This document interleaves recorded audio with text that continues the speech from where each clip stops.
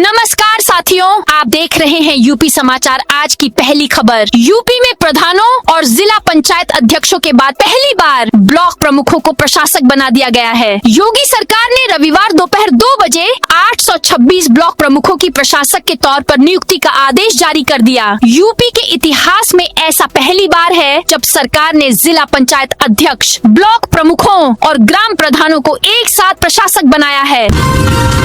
आगरा में कोरोना संक्रमण ने एक बार फिर दस्तक दी है। शहर में इस सीजन का पहला कोरोना संक्रमित मरीज सामने आया है। खांसी और सांस फूलने की शिकायत के बाद 77 वर्षीय महिला की निजी अस्पताल में जांच हुई। इसमें संक्रमण की पुष्टि हुई।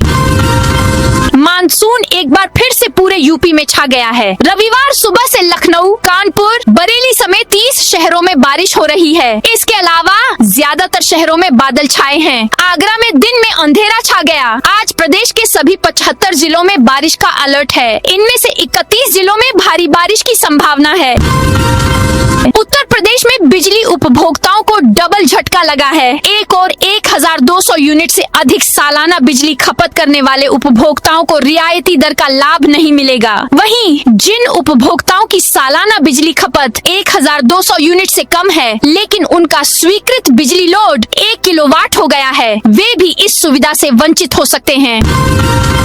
आयुष्मान योजना में बड़ा खेल, एक ही परिवार के सदस्यों को बार बार भर्ती कर निकाले लाखों। आयुष्मान योजना में बड़े खेल का खुलासा हुआ है। एक ही परिवार के सदस्यों को बार बार भर्ती करके बिना जरूरत आईसीयू चार्ज लिया गया है। 13 जुलाई को अमर उजाला ने इसका खुलासा किया था। इसके बाद आयुष्मान भारत से जुड़े अस्पतालों की जाँच शुरू की गई है। बिजनौर में 16 सूचीबद्ध अस्पतालों को नोटिस दिया गया है। यूपी के लखीमपुर खीरी में 13 साल का बच्चा अकेले ही डीएम के पास पहुंच गया। यह देखकर जन सुनवाई कर रहे डीएम ने उसे पास बुलाया। आने की वजह पूछी तो वह धड़ल्ले से बोला, मेरे घर पर ताऊ ताई ने जबरन कब्जा करके ताला लगा दिया है, इसे खुलवा दीजिए। ओवैसी बोले जौहर यूनिवर्सिटी तोड़ रहे जिससे मुसलमान पढ़ न पाए। एआईएम के राष्ट्रीय अध्यक्ष असदुद्दीन ओवैसी शनिवार शाम 7:30 बजे सहारनपुर पहुंचे। उन्होंने जनसभा को संबोधित करते हुए कहा कि उत्तर प्रदेश में दोबारा भाजपा की सरकार नहीं बननी चाहिए। इसके लिए मैं गठबंधन करने को तैयार हूँ। अगर खुद को सेक्युलर बताते वाली पार्टियां यह कहें कि ओवैसी कमजोर हैं, उसके पास सिर्फ 1 वोट है, वह चुनाव नहीं जीत सकता, तो यह उनकी गलतफहमी है। आजम की जौहर यूनिवर्सिटी बचाने उतरे अखिलेश। सपा प्रमुख अखिलेश यादव रामपुर जेल में बंद आजम खान की मोहम्मद अली जौहर यूनिवर्सिटी को बचाने की मुहिम में उतर आए हैं। उन्होंने रविवार दोपहर 1:51 पर एक्स पर छात्रों और माँ पिता के नाम खुला लेटर लिखा है। सपा अध्यक्ष ने भाजपा सरकार पर बदले की राजनीति का आरोप लगाया। कहा, जिनके न परिवार है न बच्चे, वे परिवार वालों का दर्द क्या जाने। दिल्ली हाईकोर्ट बोला, वांगचुक को इलाज के लिए उठाना गलत नहीं। दिल्ली के सफदरजंग अस्पताल में भर्ती सोनम वांगचुक को लेकर दिल्ली हाई कोर्ट में सुनवाई हुई। कोर्ट ने कहा, स्वास्थ्य बिगड़ने और डिवीजन बेंच के आदेश के कारण उन्हें सरकारी अस्पताल ले जाया गया। सरकार की इस कार्रवाई को मनमाना नहीं कहा जा सकता। वांगचुक को वही दवाएं दी जा रही जिसमें उनकी रजामंदी है। कोर्ट ने केंद्र और दिल्ली सरकार के साथ पुलिस को 3 दिन में जवाब दाखिल करने का आदेश दिया। राम मंदिर चढ़ावा चोरी पर राहुल ने मोदी को चिट्ठी लिखी। कहा, आपकी चुप्पी स्वीकार नहीं। अयोध्या राम मंदिर चढ़ावा चोरी मामले में कांग्रेस सांसद राहुल गांधी और कांग्रेस अध्यक्ष मल्लिकार्जुन खड़गे ने पीएम मोदी को चिट्ठी लिखी है। उन्होंने कहा कि ट्रस्ट के वित्तीय मामलों की स्वतंत्र जांच कराई जाए, खातों को सार्वजनिक किया जाए ताकि हर भक्त जान सके कि चढ़ावे का इस्तेमाल कहां और कैसे हुआ। जांच में जो भी जिम्मेदार पाए जाएं, उनकी जवाबदेही तय हो। लखनऊ में महिलाओं का चेन, चोर गैंग एक्टिव मौका देखकर बाजार और ई रिक्शा में उड़ाई सोने की चेन। लखनऊ में महिलाओं का चेन चोर गिरोह एक बार फिर से सक्रिय हो गया है। चिन्हट और हसनगंज थाना क्षेत्र में 2 अलग अलग थानों में महिलाओं पर सोने की चेन चोरी करने का आरोप लगा है। एक घटना बाजार में धक्का मुक्की के बीच हुई, जबकि दूसरी ई रिक्शा में सफर के दौरान। दोनों मामलों में पुलिस ने शिकायत के आधार पर जाँच शुरू कर दी है। काशी में दिल्ली की सीएम ने जन्मदिन मनाया। वाराणसी में दिल्ली की मुख्यमंत्री रेखा गुप्ता ने शनिवार को अपना 52वां जन्मदिन मनाया। वह अपने पति मनीष गुप्ता और बेटे निकुंज के साथ काशी पहुंची। वह शनिवार को ही काशी पहुंची थीं। रविवार को श्री काशी विश्वनाथ मंदिर और काशी के कोतवाल श्री काल भैरव मंदिर में विधि विधान से दर्शन पूजन किया। उन्होंने बाबा विश्वनाथ के समक्ष दिल्ली वासियों की सुख समृद्धि, उत्तम स्वास्थ्य और देश की प्रगति के लिए प्रार्थना की। नक्शा पास कराने से पहले फायर ब्रिगेड को देनी होगी जानकारी। उत्तर प्रदेश के शहरी क्षेत्रों में अग्नि सुरक्षा व्यवस्था को और अधिक प्रभावी एवं पारदर्शी बनाने के उद्देश्य से शासन ने नई व्यवस्था लागू करने के निर्देश जारी किए हैं। नए निर्देशों के अनुसार अब भवन निर्माण के मानचित्र की स्वीकृति, विभिन्न प्रकार के लाइसेंस जारी करने व अन्य संबंधित प्रक्रियाओं से पहले अग्निशमन विभाग को अनिवार्य रूप से सूचना देनी होगी। संभल में अवैध मजार इमामबाड़ा तोड़ा, 8 भूमिहीन को पट्टे मिले। संभल जिले के मुकर्रबपुर गांव में सरकारी बंजर भूमि पर बने अवैध मजार और इमामबाड़े को हटा दिया गया है। रविवार को भूमि को खाली कराने के बाद 8 भूमिहीन परिवारों को जमीन के पट्टे आवंटित किए गए हैं। मुख्यमंत्री योगी आदित्यनाथ ने शनिवार को संभल दौरे के दौरान इनमें से 3 लाभार्थियों को पट्टे सौंपे थे। टीईटी अनिवार्यता हटाने की मांग, सैकड़ों शिक्षक सांसद से मिले। शाहजहांपुर में रविवार दोपहर 2 बजे टीचर्स फेडरेशन ऑफ इंडिया की राष्ट्रीय सचिव अर्चना तिवारी के नेतृत्व में सैकड़ों शिक्षक शिक्षिकाएं सांसद अरुण कुमार सागर के आवास पर पहुंचे। उन्होंने सांसद को एक मांग पत्र सौंपा और आगामी संसद के मानसून सत्र में टीईटी अनिवार्यता के मुद्दे को उठाने की अपील की। 21 जुलाई से राममय होगा मुजफ्फरनगर शहर आगामी 21 से 27 जुलाई तक पूरी तरह राममय और भक्तिमय वातावरण में रंगा नजर आएगा। श्री जी सेवा समिति के तत्वावधान में आयोजित होने वाले श्री राम कथा युक्त एवं गुरु पूर्णिमा महोत्सव को लेकर तैयारियां अंतिम चरण में पहुंच चुकी हैं। शाहजहांपुर पुलिस ने 201 मोबाइल बरामद किए। शाहजहांपुर पुलिस ने चोरी और गुम हुए 201 मोबाइल फोन बरामद किए हैं। इन मोबाइलों की कुल कीमत 47 लाख रुपए आंकी गई है। पुलिस ने इन फोनों को उनके मालिकों को सौंप दिया है, जिससे लोगों के चेहरे पर खुशी लौट आई। आगरा में 173 करोड़ से एडवांस एसटीपी बनेगा। यमुना में प्रदूषण कम नहीं हो पा रहा है, लगातार सीवर गिर रहे हैं। इस पर नेशनल ग्रीन ट्रिब्यूनल के सख्त रुख के बाद अब नगर निगम ने पहल की है। नगर निगम ने 173 करोड़ रुपए की लागत से धांधुपुरा में एसटीपी के कायाकल्प की योजना बनाई है। यह काफी हाईटेक होगा। 26 पेटी अवैध शराब बरामद, 1 तस्कर गिरफ्तार। देवरिया की खामपाड़ थाना पुलिस ने बिहार में तस्करी के लिए ले जाई जा रही 26 पेटी अवैध देशी शराब बरामद की है। इस मामले में एक युवक को गिरफ्तार किया गया है। यह कार्रवाई रविवार को दिन में करीब 11 बजे भिंगारी ओवरब्रिज के पास वाहन चेकिंग के दौरान की गई।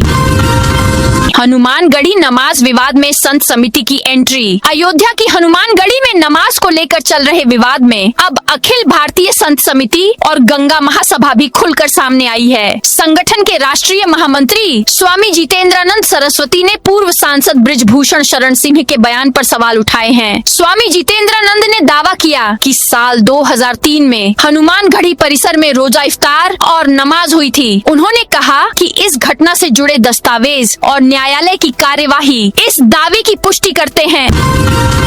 प्रयागराज में चलती ट्रेन पर पत्थरबाजी, ट्रैक किनारे खड़े युवकों ने पत्थर फेंके। प्रयागराज में चलती ट्रेन पर पत्थरबाजी का मामला सामने आया है। दारागंज के अलोपी बाग के पास रेलवे ट्रैक पर कुछ युवकों ने मालगाड़ी पर पत्थर चलाए। पूरी घटना का वीडियो सामने आने के बाद रेलवे में हड़कंप मच गया है।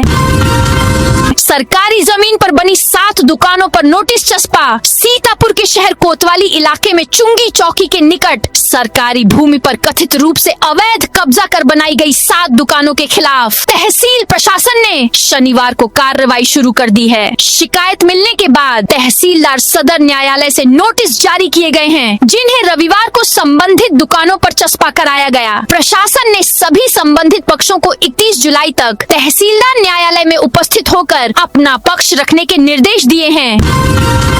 एटा पुलिस ने 101 गुम हुए स्मार्टफोन बरामद किए। एटा पुलिस ने सर्विलांस और साइबर सेल की मदद से विभिन्न कंपनियों के 101 गुम हुए स्मार्टफोन बरामद कर उनके वास्तविक मालिकों को सौंप दिए। बरामद मोबाइलों की अनुमानित कीमत करीब 17 लाख रुपए बताई गई है। सभी मोबाइल भारत सरकार के दूर संचार विभाग के CEIR पोर्टल पर दर्ज शिकायतों के आधार पर ट्रैक किए गए। कानपुर जू में लौटेगा डायनासोर का युग, 10 लाख से बनेगा हाईटेक जुरासिक पार्क। हॉलीवुड की मशहूर फिल्म जुरासिक पार्क तो आपने जरूर देखी होगी, जिसमें विशालकाय डायनासोरों की दुनिया को करीब से दिखाया गया है। अब जल्द ही ऐसा ही कुछ रोमांचक नजारा आपको अपने शहर में भी देखने को मिलेगा। कानपुर प्राणी उद्यान चिड़ियाघर में डायनासोर का अद्भुत युग एक बार फिर से जीवंत होने जा रहा है। शास्त्री नगर में सील हुए 44 भूखंडों का सर्वे शुरू। मेरठ के शास्त्री नगर स्थित जिन 44 भूखंडों को बीती 8 अप्रैल को सुप्रीम कोर्ट के आदेश के बाद आवास विकास द्वारा सील किया गया था, उनको रविवार को आवास विकास की टीम ने सर्वे करने के लिए डीसील करना शुरू कर दिया है। हालांकि सर्वे के बाद इन भूखंडों को फिर से सील किया जा रहा है। भाजपा का बूथ अध्यक्ष सम्मेलन 22 जुलाई को होगा। महाराजगंज में भारतीय जनता पार्टी के आगामी बूथ अध्यक्ष सम्मेलन की तैयारियों को लेकर रविवार को पार्टी कार्यालय पर बैठक आयोजित की गई। नगर मंडल अध्यक्ष आकाश श्रीवास्तव की अध्यक्षता में हुई बैठक में 22 जुलाई को बालाजी लॉन में आयोजित होने वाले सदर विधानसभा क्षेत्र के बूथ अध्यक्ष सम्मेलन की तैयारियों की समीक्षा की गई। इनकम टैक्स के रडार पर 32 रजिस्ट्री दफ्तर, जमीन की खरीद बिक्री से जुड़े मामलों की जांच अब कई जिलों तक पहुंच रही है। आयकर विभाग के रडार पर वेस्ट यूपी और उत्तराखंड के 32 रजिस्ट्री कार्यालय हैं। शक है कि यहाँ ऐसे कई मामले हैं जिनमें पैन नंबर और रजिस्ट्री के दस्तावेजों के बीच मेल नहीं मिला। सवालों के घेरे में थी फर्म, उसे फिर मिल गया करोड़ों का ठेका। यूपी के बरेली से एक हैरान कर देने वाला मामला सामने आया है, जहां एक फर्म पहले से सवालों के घेरे में थी, लेकिन इसके बावजूद उसे दोबारा करोड़ों रुपए का ठेका दे दिया गया। दरअसल सीएम ग्रिड योजना के फेज 3 के तहत शामतगंज पुल से संजय नगर स्थित महर्षि कश्यप प्रतिमा तक प्रस्तावित सड़क चौड़ीकरण ठेका एक बार फिर अनमोल एसोसिएट्स को दे दिया गया है। यह डील 35 करोड़ रुपए का हुआ है। खास बात यह है कि यही फर्म योजना के पहले चरण का कार्य कर रही है। लखनऊ अयोध्या के बीच चलने वाली इकलौती डबल डेकर बस सेवा बंद। राजधानी लखनऊ से अयोध्या के बीच चलने वाली इकलौती डबल डेकर बस सेवा बंद हो गई है। किराया कम होने के बावजूद बस को यात्री नहीं मिल रहे थे। अफसर बताते हैं कि बस की स्पीड कम होने के कारण इसे अयोध्या पहुंचने में 4 घंटे तक लग रहे थे। इसकी वजह से यात्रियों ने बस से किनारा कर लिया। 150 करोड़ की योजना से रुकेगा गंगा में गिरता सीवर। कानपुर में गंगा को प्रदूषण मुक्त बनाने के दावे सालों से किए जाते रहे हैं, लेकिन हकीकत यह है कि शहर के कई नाले आज भी बिना किसी ट्रीटमेंट के सीधे गंगा और पांडू नदी में गिर रहे हैं। इस समस्या के समाधान के लिए बड़ा कदम उठाया गया है। जल निगम ग्रामीण की 150 करोड़ रुपए की परियोजना को जल शक्ति मंत्रालय से मंजूरी मिलने के बाद जल निगम की टीम ने फील्ड पर काम शुरू कर दिया है।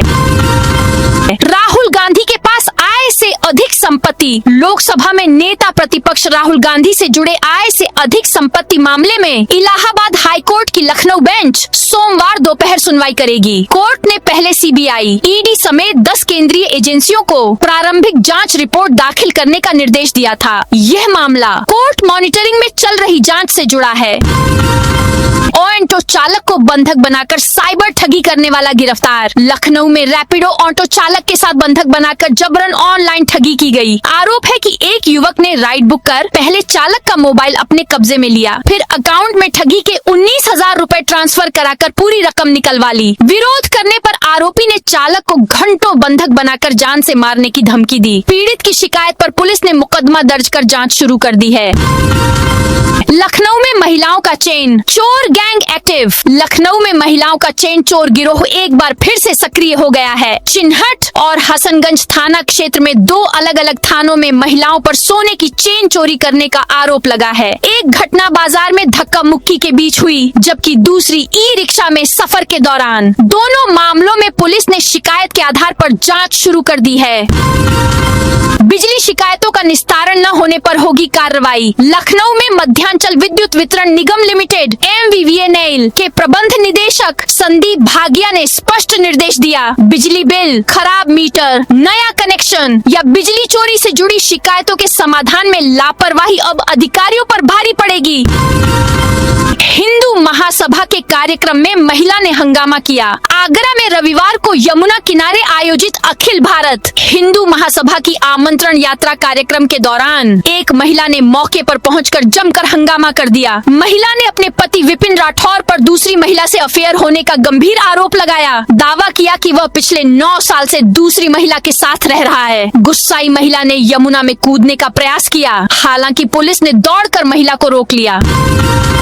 सिद्धार्थनगर में करोड़ों का ITI भवन तैयार, फिर भी युवाओं को नहीं मिल रहा तकनीकी शिक्षा का लाभ। सिद्धार्थनगर के मिठवल ब्लॉक में 8.77 करोड़ रुपए से बना राजकीय ITI भवन जनवरी 2023 में तैयार होने के बावजूद 3 साल से बंद पड़ा है। संचालन की मंजूरी न मिलने से क्षेत्र के युवाओं को तकनीकी शिक्षा के लिए बाहर जाना पड़ रहा है। वाटरप्रूफ लिफाफों से सुरक्षित पहुंचेगी राखी, भाइयों को नहीं करना पड़ेगा इंतजार। डाक विभाग ने बहनों के लिए वाटरप्रूफ और प्लास्टिक राखी लिफाफे लॉन्च किए हैं। इन लिफाफों से राखी बारिश में भीगने या फटने के डर के बिना भाइयों तक सुरक्षित पहुंचेगी, जिसकी कीमत 10 रुपए है।